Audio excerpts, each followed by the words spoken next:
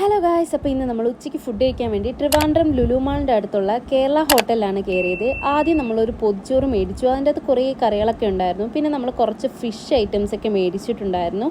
ആദ്യം തന്നെ ഞാൻ അവരുടെ കണവത്തോരനാണ് കഴിച്ചു നോക്കിയത്. നല്ല ടേസ്റ്റ് ഉണ്ടായിരുന്നു. ആ കണവത്തോരന് എനിക്ക് നല്ലതായിട്ട് ഇഷ്ടപ്പെട്ടു. നല്ല ക്വാണ്ടിറ്റിയും ഉണ്ടായിരുന്നു. അത് കഴിഞ്ഞിട്ട് പിന്നെ നമ്മൾ അവിടെ ആവോലി ഫ്രൈ, ഞണ്ട് ഒക്കെ മേടിച്ചിട്ടുണ്ടായിരുന്നു. ഞാൻ അങ്ങനെ ആവോലി ഫ്രൈ എടുത്ത് കഴിച്ചു നോക്കി. നല്ല മസാലയും കാര്യങ്ങളൊക്കെ ആയിരുന്നു. എനിക്കതും അത്യാവശ്യം ഇഷ്ടപ്പെട്ടു. ഒരുവിധം ഓക്കെ ആയിട്ടുള്ള ഒരു ഫ്രൈ ഒക്കെ ആയിരുന്നു.